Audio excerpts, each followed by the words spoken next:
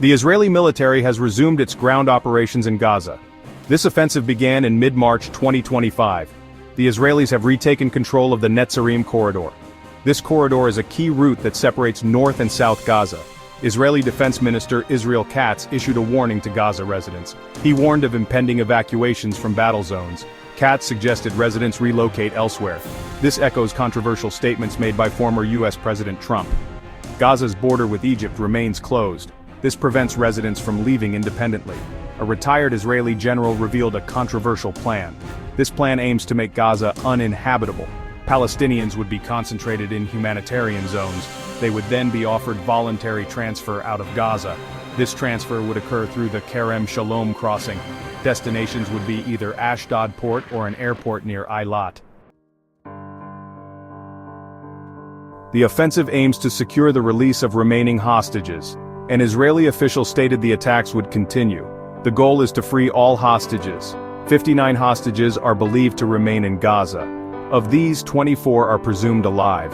This includes American-Israeli citizen Eden Alexander. The offensive has resulted in a heavy toll on civilians. Palestinian health officials reported a grim number. At least 436 people have been killed. This includes over 130 children. Additionally, 678 people have been wounded. Tragically, a foreign UN staffer was also killed. This occurred in an Israeli strike in central Gaza. The IDF denies responsibility for this death. The Israeli strikes have also inflicted casualties on Hamas. Several high-ranking Hamas officials have been killed. Among them are Deputy Interior Minister Major General Mahmoud Abu Tufa. Deputy Justice Minister Omar al-Hatta was also killed. An Israeli official described the offensive as a different form of negotiating. Israel is open to mediated talks with Hamas. However, there is a condition. Hamas must accept further hostage prisoner swaps. Prime Minister Netanyahu made his stance clear.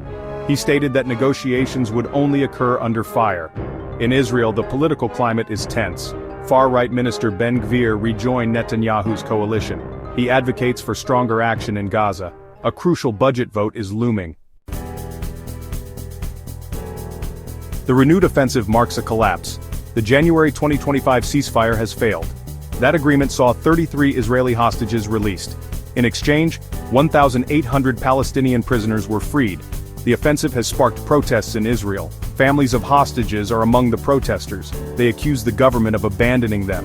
The international community has expressed concern. The UN has called for a ceasefire. However, there has been no significant progress towards a resolution. The situation in Gaza remains volatile. The humanitarian crisis is worsening. The recent escalation raises serious concerns. The possibility of a wider conflict is a real threat. The coming days are critical. The world is watching closely. A peaceful resolution is desperately needed.